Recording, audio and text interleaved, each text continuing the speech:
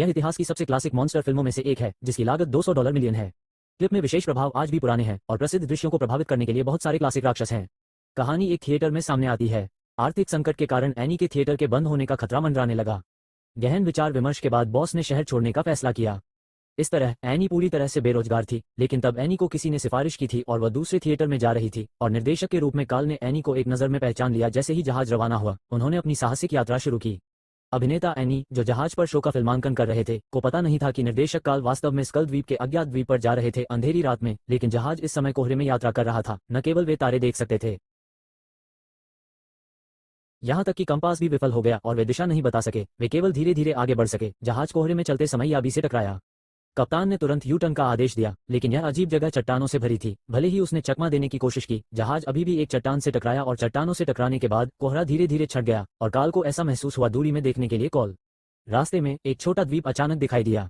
द्वीप पर शहर की दीवारें फैली हुई थीं और काल ने सोचा कि यह शूटिंग के लिए एक आदर्श स्थान था। काल ने जहाज की मरम्मत की उपकरण और सभी को नाव चलाने के लिए द्वीप तक ले जाया गया। गहरे प्रवेश द्वार में प्रवेश करते हुए आप हर जगह निवेश स्टॉप देख सकते हैं और उदास माहौल लोगों को कंपा देता है।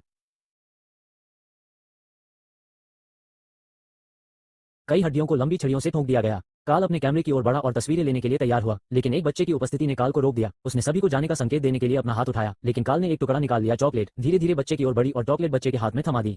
अचानक बच्चों ने दंगा कर दिया, काल को काट लिया और फिर दरार की ओर भागे।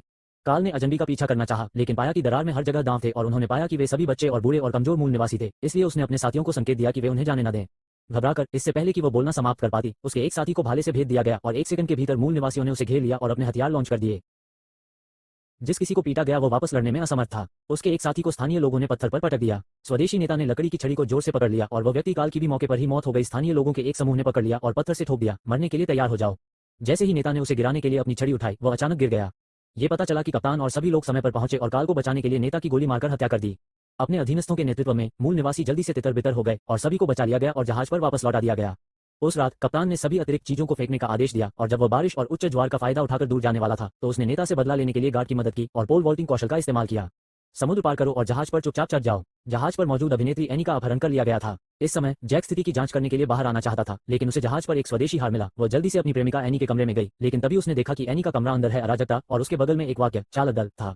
ये जानने के बाद कि एनी का अपहरण कर लिया गया था, हर कोई केवल हथियार उठा सकता था और एनी को बचाने के लिए नाव को वापस कल द्वीप पर ले जा सकता था।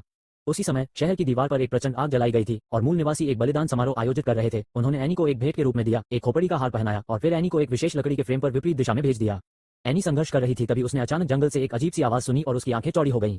अगले ही पल उसके सामने एक विशाल आकृति दिखाई दी जिसकी हथेली जमीन पर थी। उसने अपनी उंगलियां फैलाईं और धीरे से एनी के गाल को छुआ, लेकिन उसकी उंगलियां एनी के सिर जितनी बड़ी थीं।